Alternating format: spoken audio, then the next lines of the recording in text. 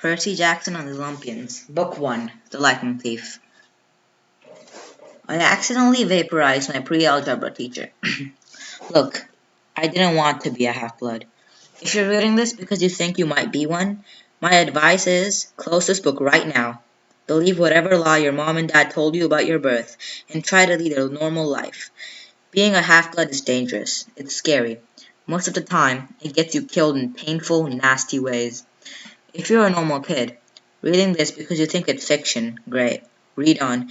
I envy you for being able to believe that none of this ever happened.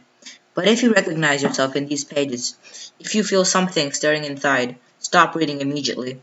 You might be one of us. And once you know that, it's only a matter of time before they sense it too, and they'll come for you. Don't say I didn't warn you. My name is Percy Jackson.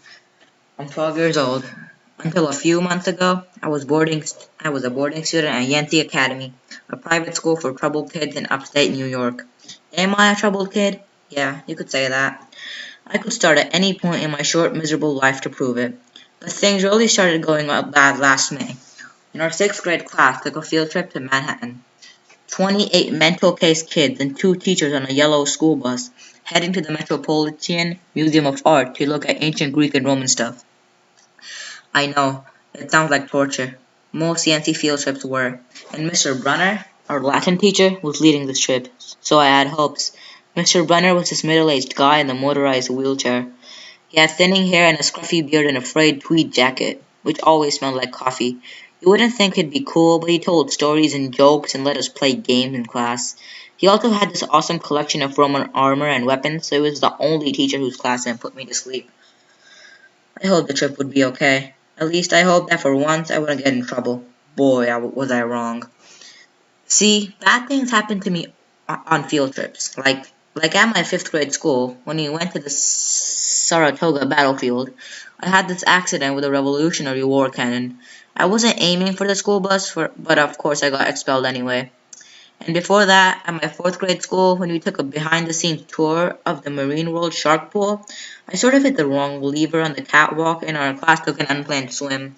And the time before that, well, you get the idea. This trip, I was determined to be good.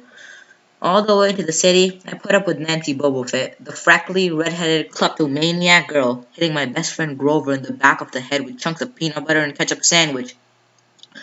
Grover was an easy target. He was scrawny. He cried when he got frustrated. He must have been held back several grades, because he was the only sixth grader with acne and the start of a wispy beard on his chin. On top of all that, he was crippled. He had a note excusing him from PE for the rest of his life because he had some kind of muscular disease in his legs. He walked funny, like every step hurt him. But don't let that fool you. You should have seen him run when it was in Carlita and day in the cafeteria. Anyway, Nancy Bobofit was throwing wads of sandwiches that stuck in his curly brown hair, and she knew I couldn't do anything back to her because I was already on probation. The headmaster had threatened me with death by in-school suspension if anything bad, embarrassing, or even mildly entertaining happened on this trip. I'm gonna kill her, I mumbled. Grover tried to calm me down. It's okay, I like peanut butter. He dodged another piece of Nancy's lunch. That's it. I started to get up, but Grover pulled me back to my seat. You're already on probation, he reminded me. You know who'll get blamed if anything happens. Looking back on it, I wish I'd decked Nancy Bobofit right then and there. In-school suspension would have been nothing compared to the mess I was about to get myself into. Mr. Brunner led the museum tour. He rode up front in his wheelchair, guiding us through the big echoey galleries, past marble statues and glass cases full of really old black and orange pottery. It blew my mind that this stuff had survived for 2,000, 3,000 years. He gathered us around a 13-foot tall stone column with a big sphinx on top, and started telling us how it was a grave marker, a stele, for a girl about our age. He told us about the carvings on the side. I was trying to listen to what he had to say because it was kind of interesting, but everyone around me was talking, and every time I told him to shut up, the other teacher chaperone, Mrs. Dodds, would give me the evil eye. Mrs. Dodd was this little math teacher from Georgia who always wore a black leather jacket, even though she was 50 years old. She looked mean enough to ride a Harley right into your locker. She had come to Yancey halfway through the year when our last math teacher had a nervous breakdown. From her first day, Mrs. Dot loved Nancy Boba Fett and figured I was devil spawn. She would point her crooked finger at me and say, "Now, honey," real sweet, and I knew I was going to go after school detention for a month. One time, after she'd made me erase answers out of old math workbooks until midnight, I told Grover I didn't think Mrs. Dodds was human. He looked at me, real serious, and said, "You're absolutely right." Mr. Bunner keep talking about Greek funeral art. Finally, Nancy Boba Fett snickered something about the naked guy on the stele, and I turned around and said, "Will you shut up?" It came out louder than I meant to. The whole group laughed. Mr. Bunner stopped his story. "Mr. Jackson, did you have a comment?" he said. My face was totally red. I said, "No, sir." Mr. Brunner pointed to one of the pictures on the stele. "Perhaps you'll tell us what this picture represents." I looked at the carving and felt a flush of relief, because I actually recognized it. "That's Kronos eating his kids, right?" "Yes," Mr. Brunner said, obviously not satisfied, "and he did this because, well," I racked my brain to remember. "Kronos was the king god, and—" "God?" Mr. Brunner asked. "Titan," I corrected myself. "And he didn't trust his kids, who were the gods. So, Kronos ate them, right? But his wife hid baby Zeus and gave Kronos a rock to eat instead. And later, when Zeus grew up, he tricked his dad, Kronos, into barfing up his brothers and sisters." "Ew," said one of the girls behind me. "And so there was this big fight between the gods and the Titans," I continued, "and the gods won." Behind me, Nancy Boba Fett mumbled to a friend, "Like we're gonna use this in real life, like it's gonna say on our job applications. Please explain why Kronos ate his kids." "And why, Mr. Jackson?" Brunner said. To paraphrase Miss Boba Fett's excellent question, "Does this matter in real life?" "Busted," Grover muttered. "Shut up," Nancy hissed, her face even brighter red than her hair. At least Nancy got packed too. Mr. Brunner was the only one who ever caught her saying anything wrong. He had radar ears. I thought about his question and shrugged. "I don't know, sir." "I see." Mr. Brunner looked disappointed. "Well, half credit, Mr. Jackson.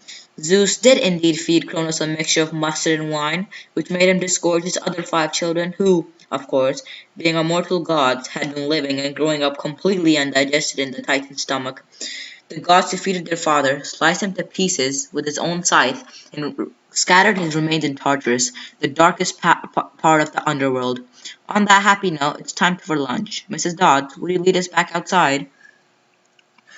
The class drifted off, the girls holding their stomachs, the guys pushing each other around and acting like doofuses. Grover and I were about to follow when Mr. Brunner said, "Mr. Jackson." I knew that was coming. I told Grover to keep going. Then I turned toward Mr. Brunner. "Sir?" I asked. Mr. Brunner had this look that wouldn't let you go. Intense brown eyes that could have been 1,000 years old and had seen everything. "You must learn the answer to my question," Mr. Brunner told me. "About the Titans, about real life, and how your studies apply to it." "Oh, what you learn from me," he said, "is vitally important. I expect you to treat it as such. I will only accept the best from you, Percy Jackson." I wanted to get angry. This guy pushed me so hard. I mean, sure, it was kind of cool on tournament days when he dressed up in a suit of Roman armor and shouted, "What ho!" and challenged us, sword point against chalk, to run to the board and name every Greek and Roman person who had ever lived, and their mother, and what god they worshipped. But Mr. Brunner expected me to be as good as everybody else, despite the fact that I have dyslexia and attention deficit or disorder, and I had never made above a C in my life. No, he didn't expect me to be as good. He expected me to be better. And I just couldn't learn all those names and facts, much less spell them correctly. I mumbled something about trying harder while Mr. Brunner took one long sad look at the stele, like he'd been at this girl's funeral. He told me to go outside and eat my lunch. The class gathered on the front steps of the museum, where we could watch the foot traffic along Fifth Avenue. Overhead, a huge storm was brewing, with clouds blacker than I've ever seen over the city. I figured maybe it was global warming or something, because the weather all across New York State had been weird since Christmas. We'd had massive snowstorms, flooding, wildfires from lightning strikes. I wouldn't have been surprised if this was a hurricane blowing in. Nobody else seemed to notice. Some of the guys were pelting pigeons with Lunchables crackers.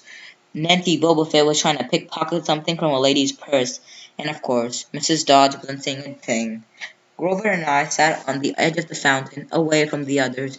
We thought that maybe if we did that, everybody wouldn't know we were from that school, the school for loser freaks who couldn't make it elsewhere. Detention? Grover asked. Nah, I said, not from Brunner. I just wish he'd lay off me sometimes. I mean, I'm not a genius.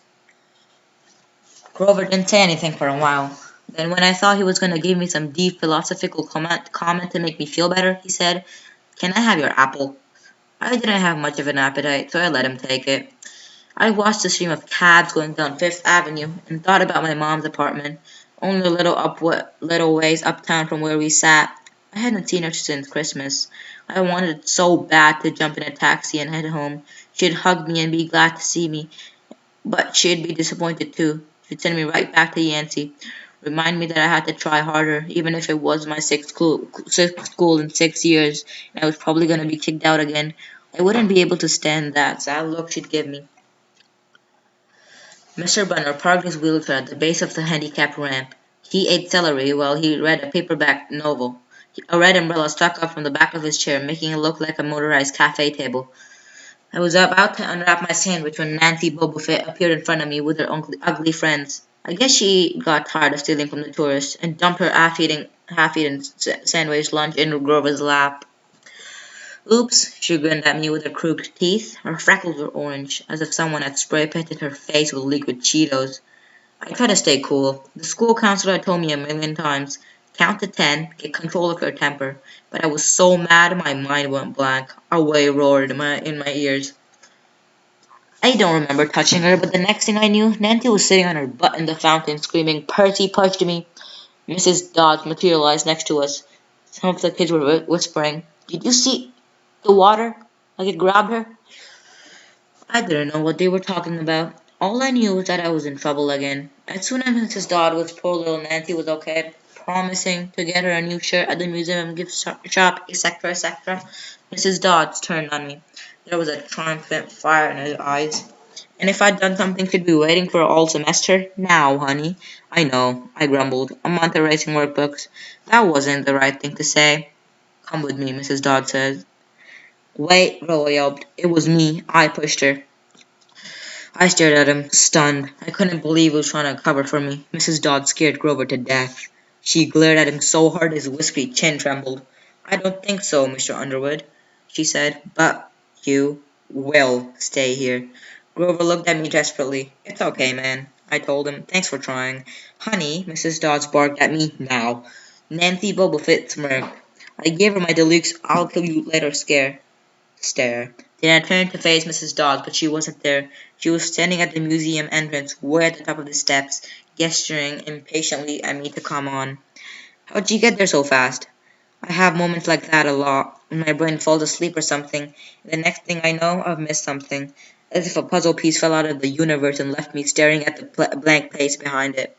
The school counselor told me this was part of the ADHD, my brain misinterpreting things. I wasn't so sure. I went after Mrs. Dodds. Halfway up the steps, I glanced back at Grover. He was looking pale, cutting his eyes between me and Mr. Brunner, like he wanted Mr. Brunner to notice what was going on. But Mr. Brunner was absorbed in his novel. I looked back up. Mrs. Dodds had disappeared again. She was now inside the building, at the end of the entrance hall. Okay, I thought, she's gonna make me buy a new shirt for Nancy at the gift shop. But apparently that wasn't the plan. I followed her deeper into the museum. When I finally caught up to her, we were back in the Greek and Roman section. Except for us, the gallery was empty.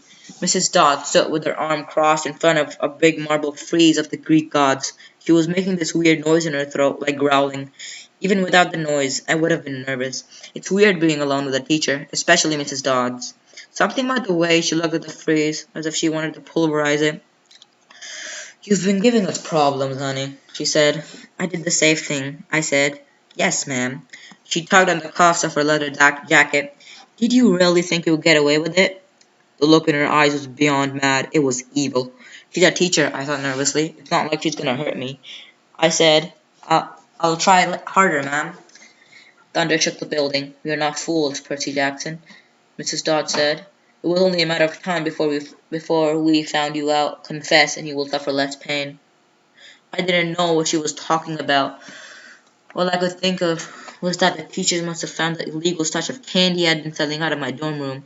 Maybe they realized I got my essay on Tom Sawyer from the internet without ever reading the book, and now they were going to take away my grade. Or worse, they were going to make me read the book. Well, she demanded. Ma'am, I don't. Your time is up, she hissed. Then the weirdest thing happened. Her eyes began to glow like a barbecue coals. Her fingers stretched, turning into talons. Her jacket melted into large, leathery wings. She wasn't human. She was a shriveled hag with bat wings and claws and a mouthful of yellow fangs, and she was about to slice me to ribbons. Then things got even stranger.